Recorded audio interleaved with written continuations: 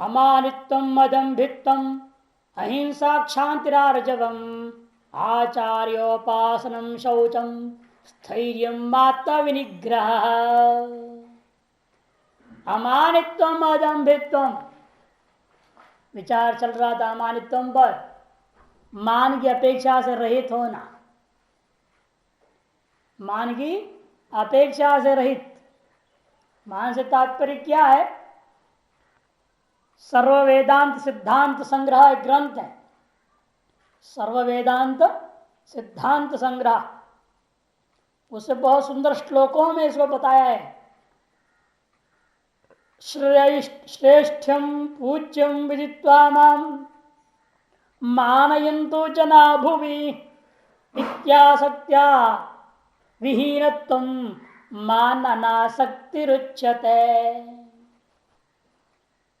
सर्व वेदांत सिद्धांत सार संग्रह 125वां श्लोक है ये।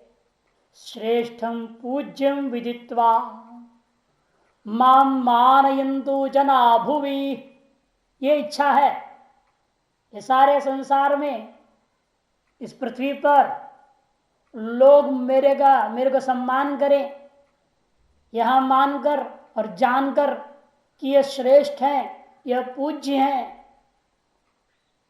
एतादृशी आसक्ति से रहित होने का नाम ही अमानित्व, मान का अनासक्ति भाव है। अदम्भित्वम, ढोंग रहित होना। दंभ क्या है? दंभाचार किसको कहते हैं? वहीं पर 116वें श्लोक में उसी ग्रंथ में लिखा, ध्यान पूजादिकम लोगे द्रष्टर्येव करोति यः पारमार्थिक धीहीन सदंभाचार उच्यते। इसी का नाम दंभाचरण करना। क्या है? जब लोग देखें तब ध्यान करेगा, पूजा पाठ करेगा, वैसे नहीं करेगा। लोग आ रहे हैं तो बैठ जाएगा, तुरंत बैठ गया ध्यान में। लोग देखें कि मैं ध्यान करते रहता हूं, लोग देखें कि मैं पूजा पाठ करता हूं, उस समय टन टन बजाएंगे, कुछ करेगा, मंत्र मंत्र बोलना शुरू कर डालेगा। लोगों को दिखाने के लिए ही जो करते हैं, ध्यान पूजादिकम लोगे द्रष्टरि एव करोति यः, देखने वाले देख रहे हो तभी करता है वो। यदि कोई देखने वाला नहीं है तो करेगा नहीं, खा पी के सोते रहेगा सांड जैसे, पड़ा रहेगा मस्त। पारमार्थिक धीहीन, ऐसा व्यक्ति पारमार्थिक ज्ञान से हीन है। वो अपने नाश के लिए नाटक रचने वाला है। स दंभाचार उच्यते, इसी का नाम दंभाचार कहा जाता है। अदम्भित्व, अरे ना होना अदम्भित्व। अहिंसा मैं दिखाने के लिए ध्यान पूजा पाठ नहीं करने वाला है, किंतु अपना ही कल्याण के लिए, अपने मोक्ष के लिए, भगवान को प्रसन्न करने के लिए ध्यान पूजा पाठ करने वाला है, वो अदम्भित्व। बल्कि कोशिशें करता है कोई ना देखे तब मैं करूं, सब देख रहे हो तो वो नहीं करेगा, तब सामान्य लोग जैसे व्यवहार करेगा वो, तो लोग समझेंगे तो अरे तो ऐसे ही महात्मा है, फालतू। तो सोच रहे हो वो चाहता है, हाँ वो नहीं चाहता ना, मान सम्मान नहीं चाहता, कुछ भी नहीं चाहता, लोग समझे धार्मिक है, बड़ा ध्यान योगी है, ये चाहता ही नहीं वो। इसलिए वो लोगों के सामने भी तो करेगा नहीं, पर जब कोई ना देख रहा हो, बल्कि सारे सो गए तो उठ के बैठेगा, उसी समय करेगा। वो जो स्वभाव है वे असली साधक का स्वभाव, उसी को अदम्भित्वम कहते। दिखाने के लिए करेगा वो दम्भ है, और अपने कल्याण के लिए करेगा वो दिखा के क्यों करेगा किसी के सामने?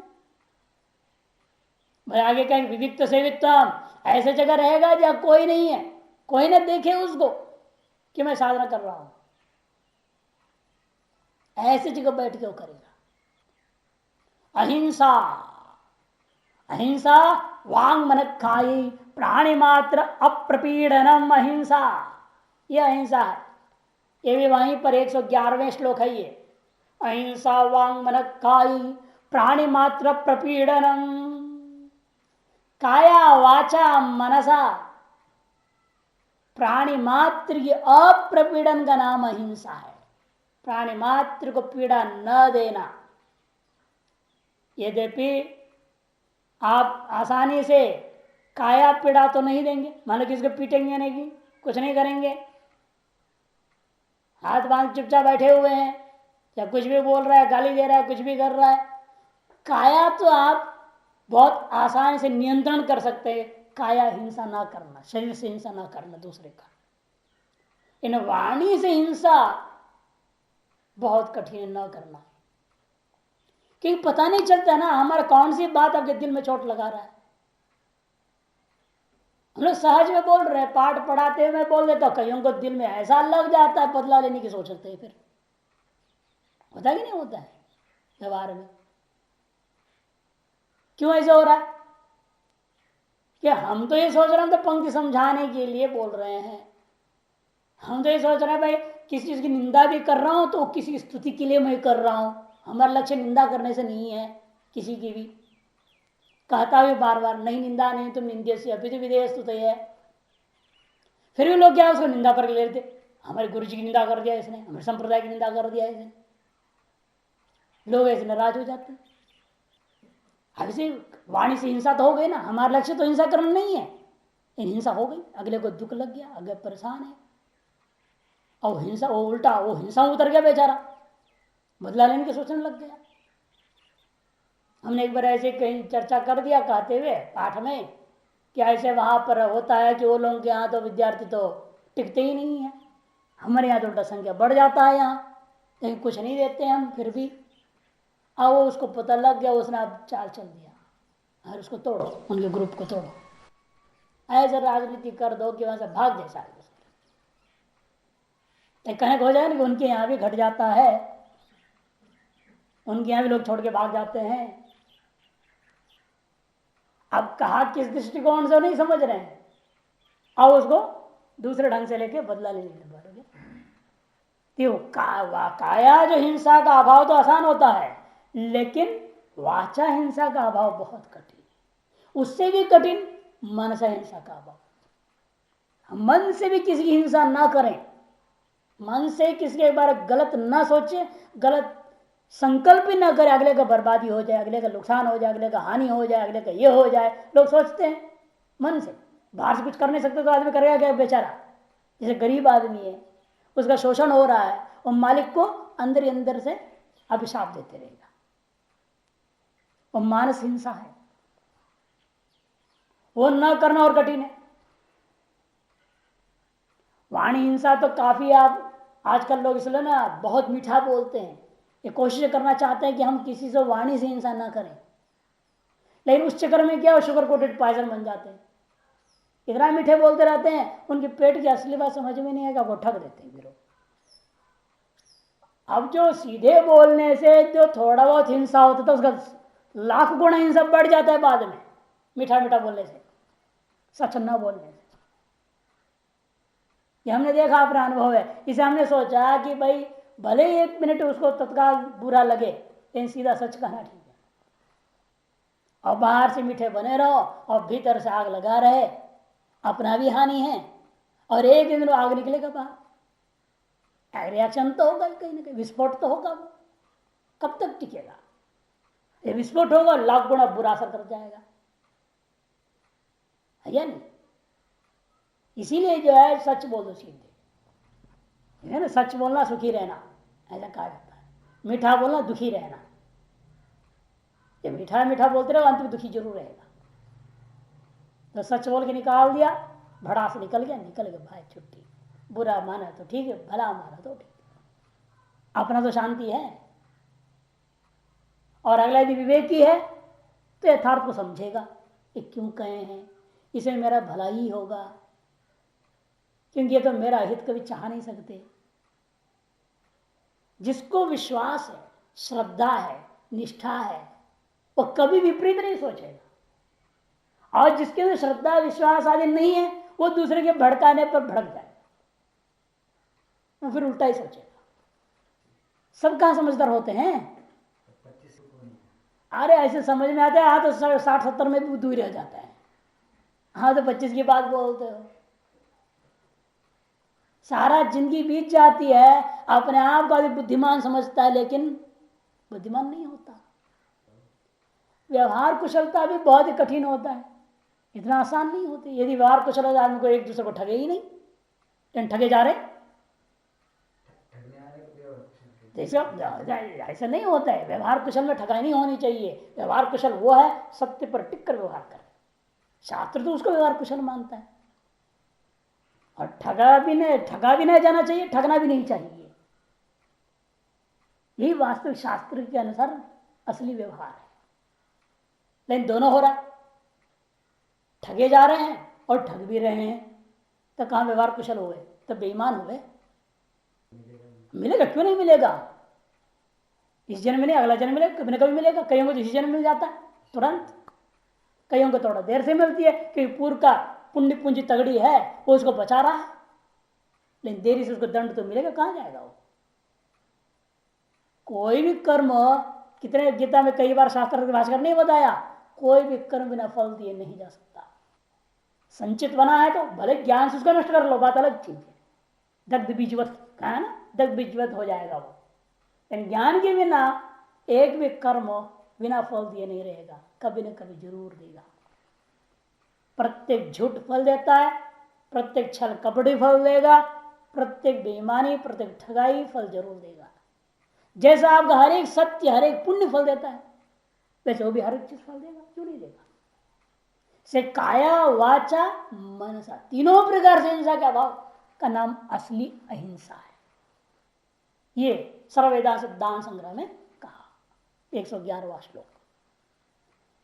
शांति जो ऐसा रहेगा वह सबको क्षमा करने वाला हो जाता है, क्योंकि किसी प्रकार की हिंसा करना नहीं चाहता है ना।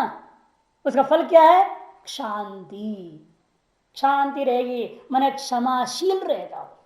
क्षमुष सहने धातु से बनता है शांति। ने सब कुछ सहन करता है, चाहे उसका हित में हो अहित में, कोई भी कैसा व्यवहार कर रहा होगा तो भी वो चुपचाप सहन करेगा। तेरे कर्म तेरे साथ, मैं तो तेरे के लिए न कभी बुरा बोलूंगा, ना बुरा सोचूंगा, ना बुरा करूंगा। और जो ऐसा सहनशील होगा वह भीतर से अत्यंत सरल होगा, आर्जवम, रिजुता रहेगी, वह अर्जुन होगा। असली अर्जुन बनेगा वही जो सहनशील होता है, सब सहन करता है अपने आप के अंदर वो सबको। इसको हम लोग कहते हैं ना, क्या बोला गया? क्या खाए नहीं? गम खाए, गम खाना। एक बार बोला ना, गम ने गोंद खाना नहीं, खरीद कर गोंद खा लोगे। वो गम ने, गम खाने का मतलब सब कुछ सहन करना। कोई भी कुछ ही बोल रहा है, कुछ भी कर रहा है, चुप, उसको कहते गम खाना हिंदी में। करने दो है इसका क्यों? कारण कि पहले कुछ चीजें नहीं है ना, अमानित अदम्बित अहिंसा नहीं है ना। वो जो सहन कर रहा है ढोंग कर रहा है, अदम्बित्व है तो उसके सहन में ढोंग नहीं है। सहन करना भी एक ढोंग हो सकता है, तब वो आगे में विस्फोट होएगा। यदि पहले से 3 कंडीशन डाल चुका, अमानित्व अपेक्षा है नहीं, दम्भ है नहीं, मिथ्याचार नहीं है, और किसी प्रकार हिंसा नहीं करना चाहता, ऐसे व्यक्ति जब कम खाएगा वो कभी विस्फोट हो ही नहीं सकता। क्योंकि वो सरलता के कारण से, क्षमाशीलता के कारण से उसको स्वीकार ही नहीं किया ना। स्वीकार करेगा तब ना विस्फोट होगा, राग द्वेष होगी। वह मानता ही नहीं कि मेरे को इसने गाली दी है, मेरे को इसने बुरा किया है, ये मानता ही नहीं, तब कैसे विस्फोट होगा? अंदर से मान लिया लेकिन तत्काल प्रतिक्रिया नहीं किया, दबा लिया, उसका विस्फोट होता है। हमेशा होता है, अभ्यास से होता है, धीरे धीरे हो। तो ये साधन तो बता ही रहे ना, ये सब साधन ही तो बता रहे ज्ञान के लिए। एक दिन में तो होने वाला नहीं, अनेक जन्म संसिद्ध, अनेक जन्म लगता है स्थिति में आने के लिए। लेकिन प्रयास तो शुरू करना पड़ेगा ना। प्रयास कभी ना कभी तो शुरू करेंगे तब तो पहुंचेंगे। अब चलोगे ही नहीं तो बद्रीनाथ कहां पहुंचेंगे? सोचते रहने से थोड़ा हो जाएगा। यहां पर भी साधन को अपनाने के लिए ये उत्तरोत्तर निकृष्ट बता रहे हैं, सर्वोत्कृष्ट अमानितम। वो नहीं अभ्यास कर पाते इतना तो अदम्भित्व में आओ, वो भी नहीं कर सकते तो अहिंसा में आओ, वो भी नहीं कर सकते तो शांति में आओ, वो भी नहीं कर सकते तो आर्जव में आओ, वो भी सामर्थ्य नहीं है तो आचार्योपासनम कर। वास्तव में ये जो ज्ञान के साधन बताया जा रहा है 20, इन सब का बीज है ये आचार्योपासना। क्योंकि बिना गुरु की कृपा का ये कोई भी साधन नहीं हो सकता है, और गुरु की कृपा आचार्योपासना से प्राप्त होती है। गुरु सेवा इसलिए कहा है गुरु वेदांत वचन निश्चितार्थे दृढ़ स्थिति ही तदेक वृत्त्या तत्स्थैर्यम नैश्चल्यम न तो वर्षमण। तब क्या होगा, वो स्थिरता आएगी उसके अंदर। ये सर्ववेदांत सिद्धांत संग्रह का 119वां श्लोक है, स्थैर्य की व्याख्या। पहले इसको निपटाओ, उसके बाद में समझाएं। पीछे शौचम भी है। आचार्योपासना, आचार्य या गुरु किसको कहते हैं? बहुत सुंदर लक्षण विष्णु पुराण में दिया है। आचार्यो वेद संपन्नो विष्णु भक्तो विमत्सर मंत्रज्ञो मंत्र भक्तश्च सदा मंत्राश्रय शुचि गुरु भक्ति समायुक्त पुराणज्ञो विशेषतः एवं लक्षण संपन्नो गुरुरित्य विधीयते। इस लक्षण से संपन्न व्यक्ति को गुरु नाम से कहा जाता है, गुरु शब्द से कहा जाता है। आचार्य होना चाहिए, वो सबसे पहला कंडीशन आचार्य। और आचार्य किसे कहते हैं? व्याकरण में सब जगह लिखा है ना, उपनीय तो यह शिष्यम, शिष्य का उपनयन संस्कार करके वेदांच अध्यापन कराकर वेदों को, और वे सरह से उपनिषद आदि सहित, उसका नाम आचार्य होता है। वह आचार्य होने योग्य होना चाहिए। दूसरा, और उसके लिए तो बिना वेदों को पढ़ा कैसा आचार्य हो जाएगा? कि वेद तब न पढ़ाएगा शिष्य को, वेद से पन्नो। और उपासना का पूरा ज्ञान होना चाहिए, तभी तो शिष्य से उपासना कराकर उस अंतर्गुण शुद्धि के ज्ञान की ओर ले जाएगा। और खुद नहीं किया तो क्या दूसरे को सिखाएगा? जैसे विष्णु भक्त और विमत्सर, मात्सरी भाव से रहित है। एक दूसरे आचार्य, दूसरा ज्ञानी विद्वान गुरु लोग वगैरह से जलन की भावना नहीं है। विमत्सर मंत्रज्ञों, मंत्रों का ज्ञाता होना चाहिए। और मंत्रों का स्वयं अनुष्ठान में मंत्र भक्तश्च, मंत्राश्रय, और मंत्र में आश्रित होना चाहिए। शुचि ही शुद्ध होना चाहिए। और स्वयं अपने गुरुओं का भक्ति करे, गुरु भक्ति समायुक्त। ऐसा ना अपने गुरु की निंदा किया जा रहा, गुरु को बदनाम किया जा रहा, गुरु का नाम भी नहीं लेता। ऐसे भी लोग हैं, बड़े बड़े आश्रम बना लिया और गुरु का नाम नहीं लेते, और जो भी कहा जाए उनके गुरु का नाम तो नाराज हो जाएंगे। ऐसे लोगों को हम लोगों ने देखा है। और दूसरे का नाम ले लेंगे। तो इसीलिए कहते अपने गुरु भक्ति से समायुक्त होने वाला व्यक्ति स्वयं दूसरे का गुरु भी हो सकता, नहीं तो नहीं हो सकता। गुरु भक्ति समायुक्त पुराणज्ञो विशेषतः, और विशेषतः पुराणों का भी ज्ञाता होना जरूरी है। भागवत है जैसे विदुषाम भागवते परीक्षा कहा है ना, विद्वानों की असली परीक्षा भागवत पुराण में। भागवत पुराण पढ़ना पढ़ाना सुनाना आसान नहीं है, जो जैसे जैसे पंडित लोग सुना रहे गाय कर गा गा करके फालतू की, ऐसा नहीं होता। अच्छे अच्छे लोग यहाँ पर फेल हो जाते, भागवत के सामने अर्थ नहीं समझा पाते हैं।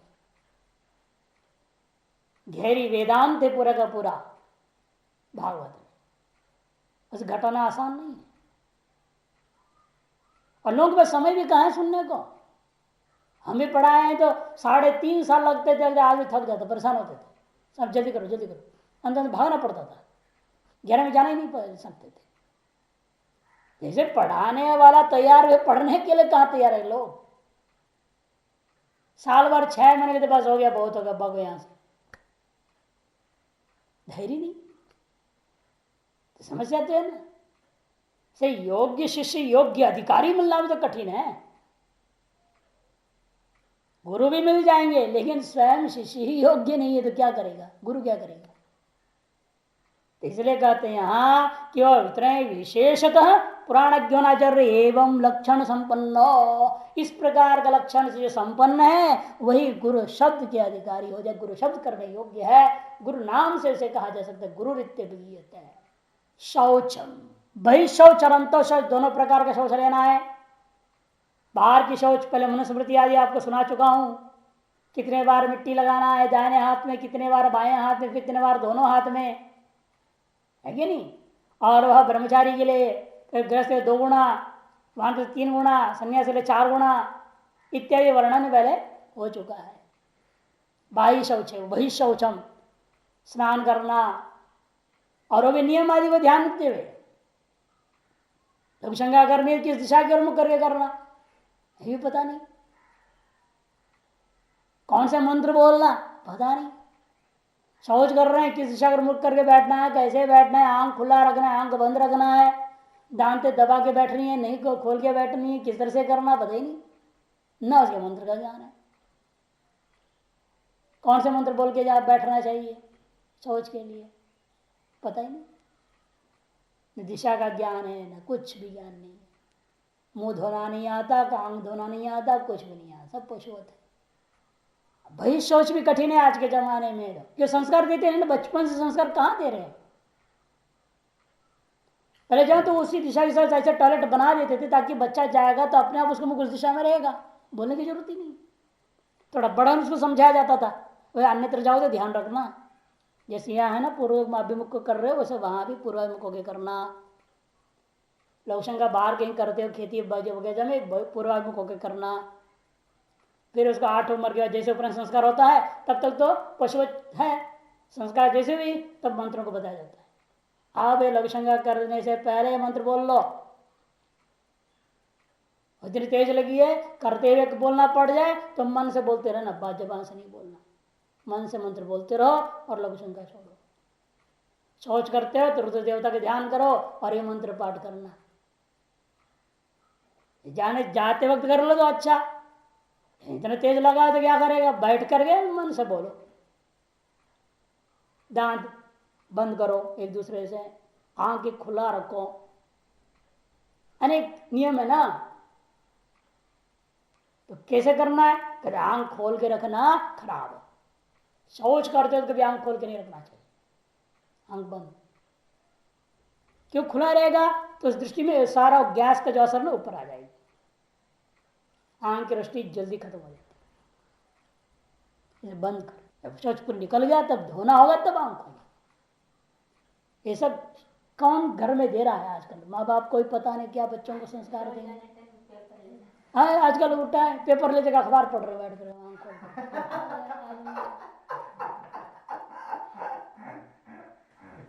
बहुत उठपटांग लोग। और विदेशों में तो वहां टीवी लगा हुआ है, टॉयलेट में भी बैठे टीवी देखते रहते हैं।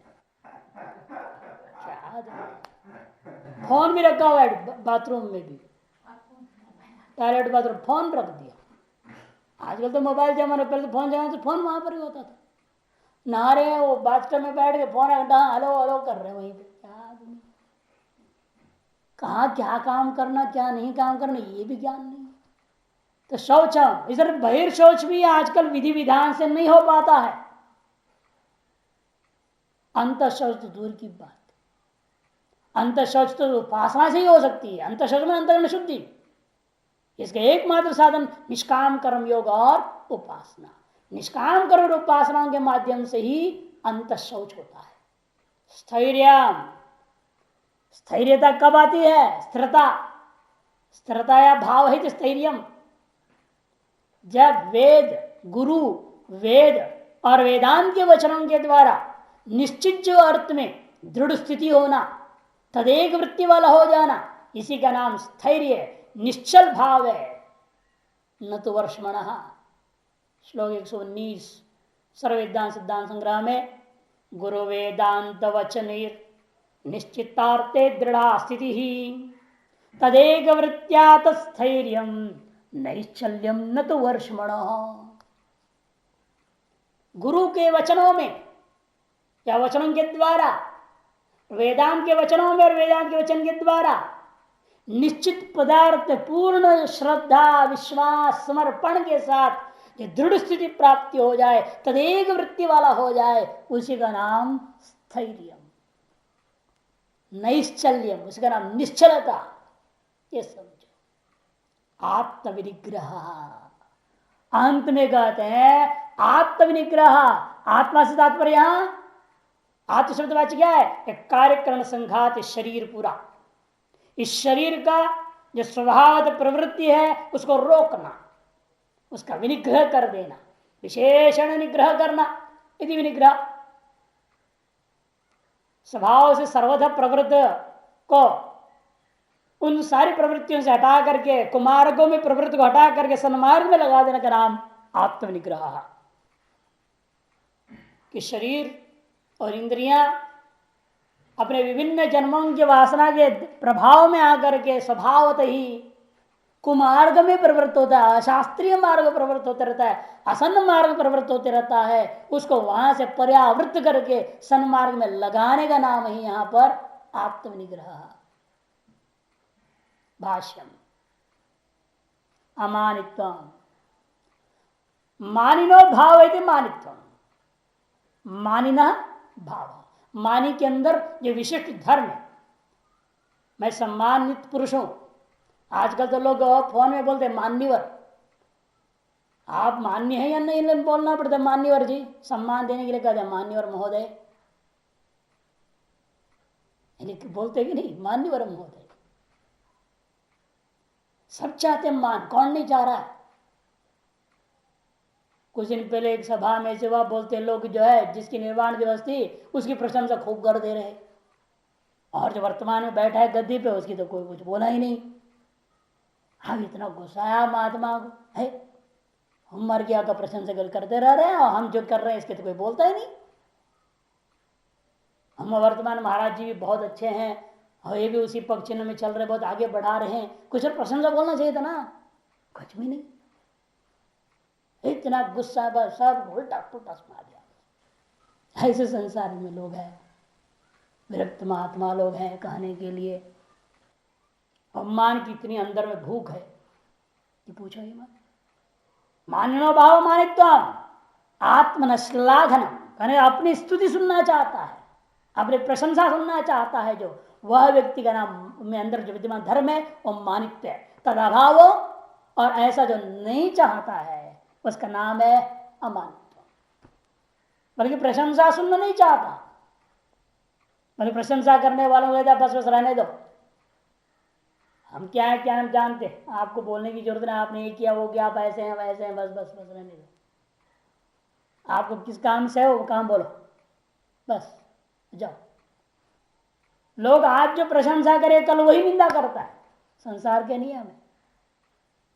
इसे प्रशंसकों से दूर रखना चाहिए।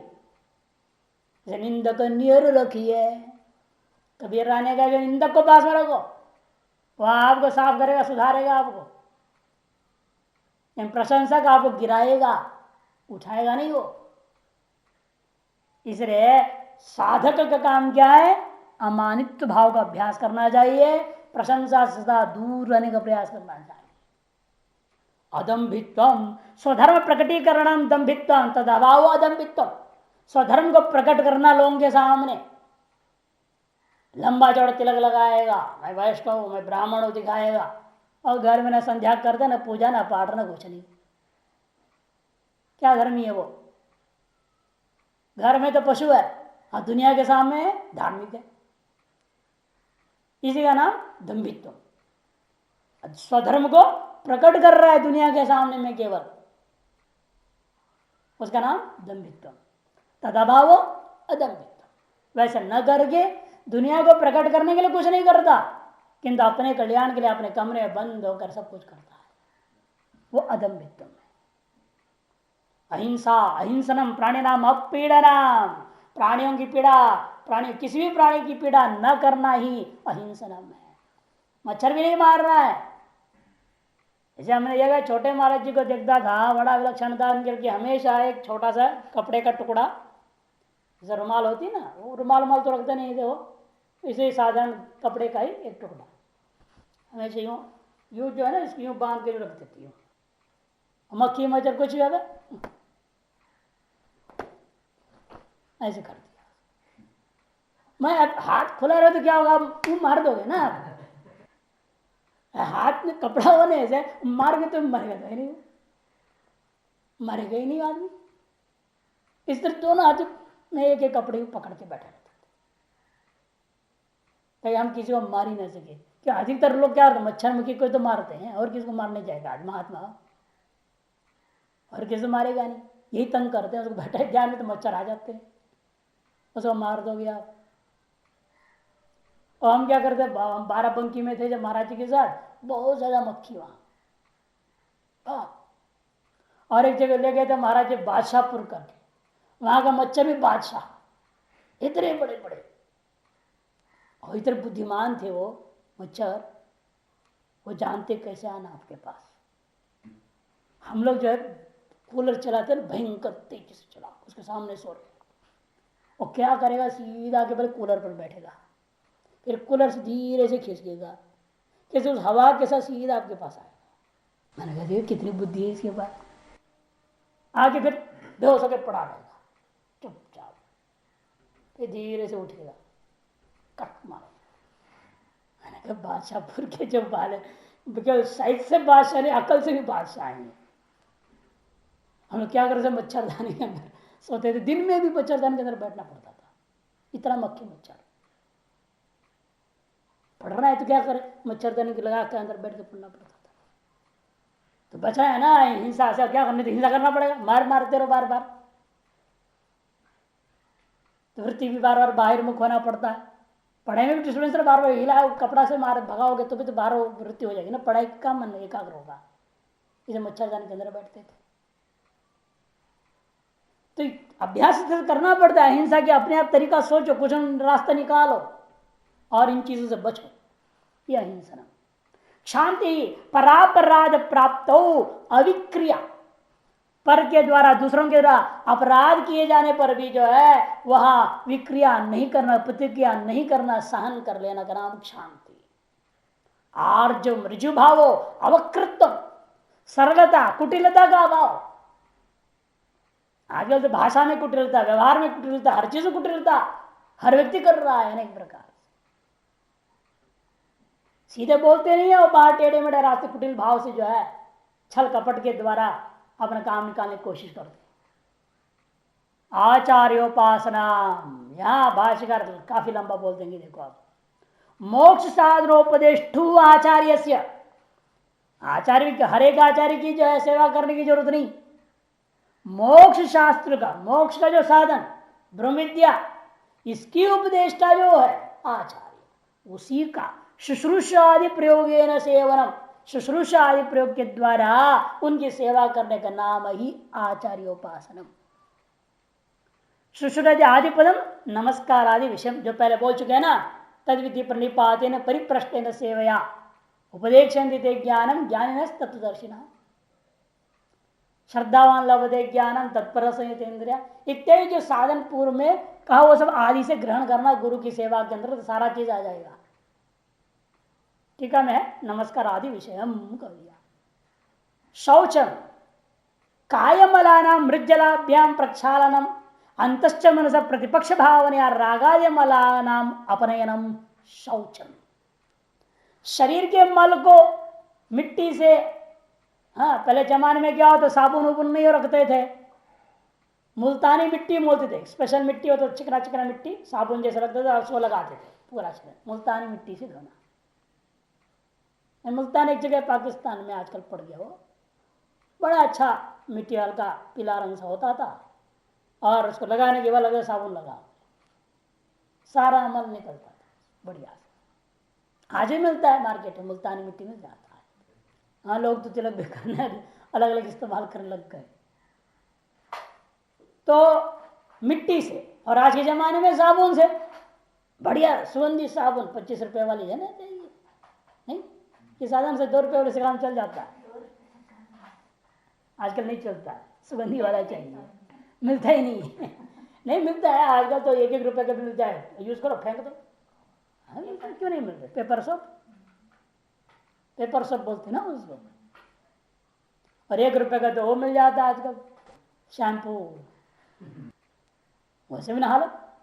मैंने मल निकालना है, अनेक साधन आजकल बन चुके हैं।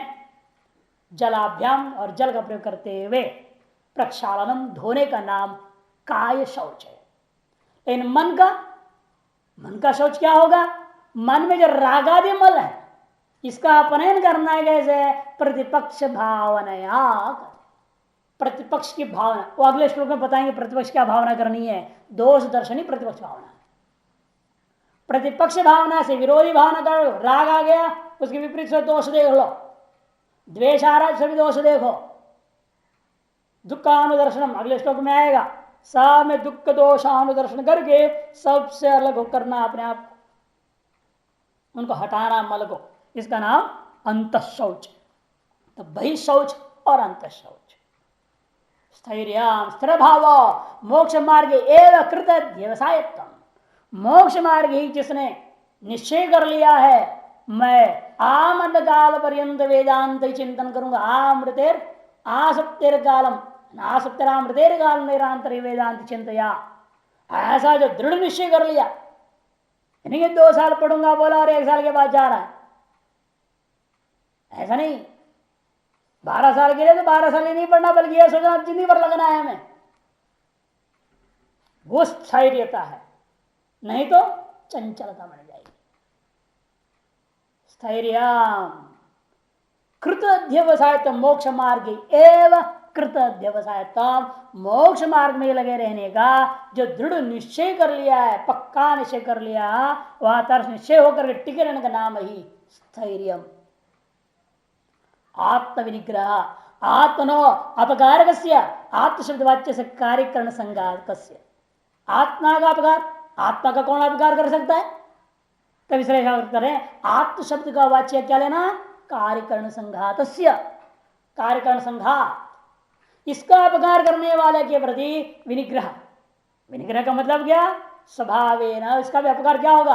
आपके शरीर के अपकारक कौन है? आपके अंदर विद्यमान जो कुमार्ग गमन के स्वभाव, बाहर वालों का डंडों से पीटना यह अर्थ नहीं लेना है यहां। इसलिए कहते हैं स्वभावेन सर्वत प्रवृत्तस्य सन्मार्ग एवं निरोध इति विनिग्रह। जो स्वभाव से आपका कार्यकरण संघात क्या कर रहा है? चारों तरफ प्रवृत्त हो रहा, उल्टा सीधा। ऐसे प्रवृत्त का सन्मार्ग एवं निरोध, सन्मार्ग में ही रोक रखना और असन मार्ग में, कुमार्ग में, उन्मार्ग में प्रवृत्ति को रोकना, इसका नाम आत्मविनिग्रह। निरोध एवं आत्मविनिग्रह। किंच, इस प्रकार से इस पहला जो श्लोक था यहां, इसमें 7वां जो पहला है ना साधन के प्रकरण में, इसे 9 साधनों को बता दिया। 20 में से 9 इस एक श्लोक में आ गया। अब अगले में 3 बता रहे, देखिए, इंद्रियार्थेषु वैराग्य मन अहंकार एवं च जन्म मृत्यु जरा व्याधि दुख दोषानुदर्शनम। इंद्रियार्थेषु वैराग्यम पहला, दूसरा अनहंकार एवं च। उत्तरोत्तर निकृष्ट समझते जाना, जो नहीं कर सकता और उसको करते जाओ। इंद्रिय के विषयों में वैराग्य का अभ्यास, उसके अनंतर कथन अहंकार एवं च, अहंकार रहित होना।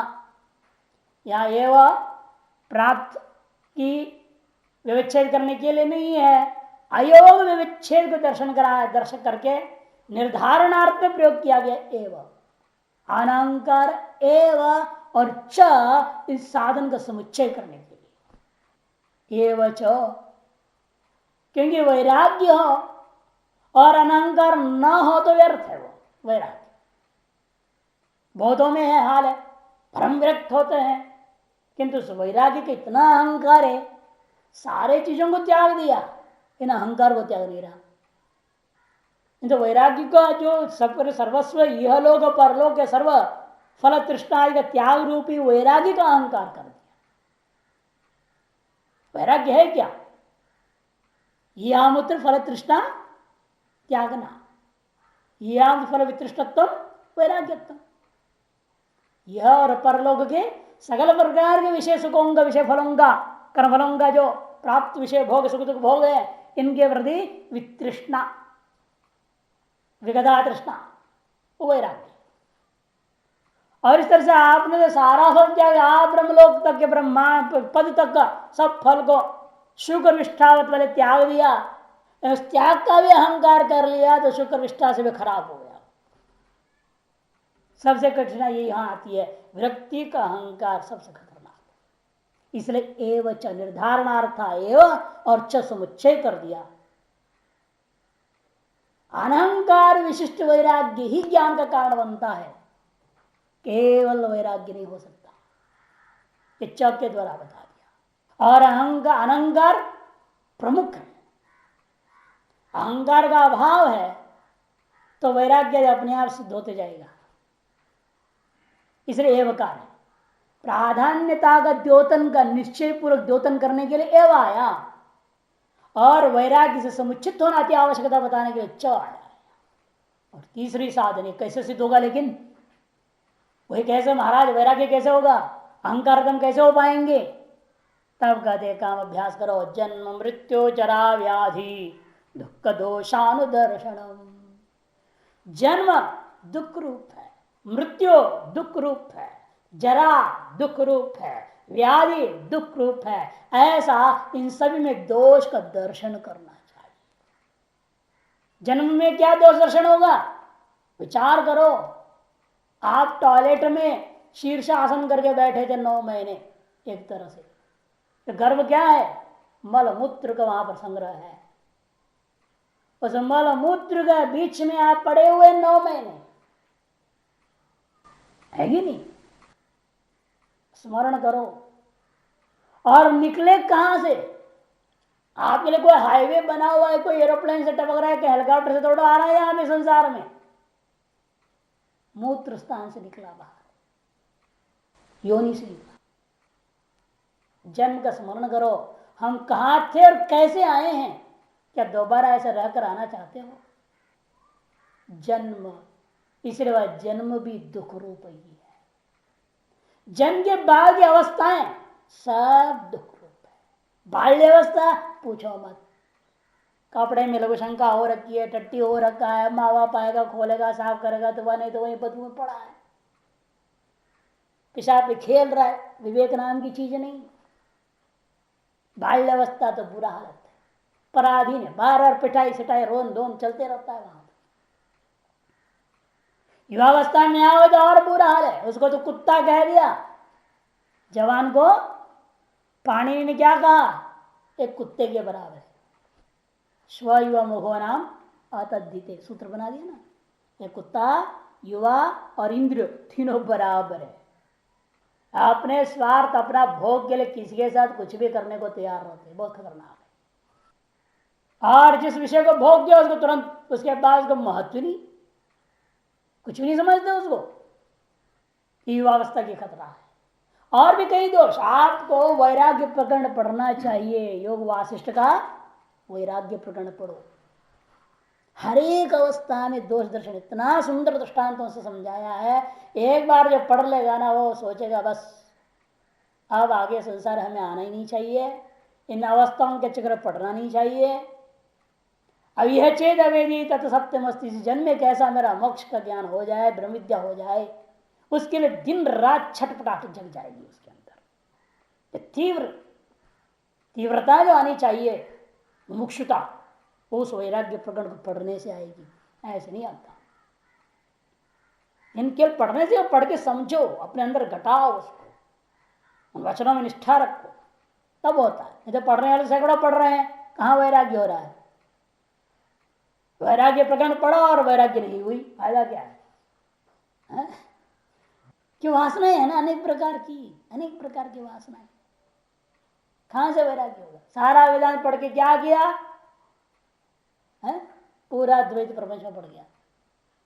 वेदांत कहते सब त्यागो और पकड़ने में लग गया। इसलिए कहते हैं यहां पर कि ये कैसा होना चाहिए, जन्म इसी प्रकार से अवस्थाओं को देखते अंत में मृत्यु को भी बहुत कठिन समझना, बहुत दुख रूप है। क्योंकि शरीर में इतना मोह हो जाता है, जब शरीर से निकलता है ना बड़ा दुख होता है। बृहदारण्यक में एक जगह वर्णन किया, चांदोग्य में भी आया है, अनोयता उत्सर्जन्य आती दृष्टांत दिया, बैलगाड़ी का दृष्टांत दिया। वे बैलगाड़ी अच्छी सड़क पर नहीं जा रही है, गांव का पथरीला सड़क पे जा रहा है, केवल पत्थर डाल रखे, बजरी डाल रहा हुआ है। उसमें जब जाता है तो क्या होता है, चिक चिक चिक चिक चीख होती, चीख की आवाज निकलती। वैसे ही जब इन मर्म देशों से प्राण निकलने लगता है, अंदर से चीख जगता है, इतना दर्द होता है। आप निकलना नहीं चाहते हैं शरीर से, लेकिन निकलने में मजबूर है। वो दुर्दशा को स्मरण करो। ऐसे एक बार नहीं, सैकड़ों लाखों करोड़ों बार हो चुका है, लेकिन हम भूल जाते जगने सब जीवन काल में, फिर अंत में उसी में फंसते हैं। पुनरपि जननम पुनरपि मरणम पुनरपि जननी जठरे शयनम यह संसारे खलो दुस्तारे कृपया पारे पाहि मुरारे। इसे कहते हैं कि ये जो ना जरा और मृत्यु, जन्म मृत्यु, और बीच में जरा और व्याधि भी है, बुढ़ापा आती है। बुढ़ापे में तो पूछो ही मत, बच्चे अगर टुकड़ा फेंक दे तो मिला खाओ, नहीं तो नहीं, चौकीदार बना के रखा है। बाल बच्चों को संभालने के लिए आपके आए, जैसे आया है भाई है वैसा बना रख दिए हैं। क्या इज्जत है उसको, बुढ़े बुढ़ी का? किसी भी घर में बुढ़ा बुढ़ी का कोई वास्तव में इज्जत नहीं होती, हमेशा पराधीन है वो हर चीज के लिए। उठ नहीं सकते, चल नहीं सकते, स्थिति भी हो जाती है, पानी भी मांगना पड़ता है, और जब दे तब पियो, नहीं तो बैठे रहो। कितनी पराधीनता हो जाती है धीरे धीरे। और कईयों का तो वो हाल होता है बुढ़ापे में, इधर से पाइप उधर से पाइप, चारों से पाइप ही पाइप डाल रखे हैं, ऊपर नीचे आगे पीछे सब पाइप लगा हुआ है। वो याद करो क्या स्थिति होती है, जरा वह प्राप्त न हो, उस दुख दर्शन करके वैराग्य को प्राप्त करना चाहिए। और व्याधि, अनेक प्रकार के रोग, अनेक प्रकार के रोग होते हैं, और रोगों को दुख रूप से समझो, उसे दोष दर्शन करना चाहिए।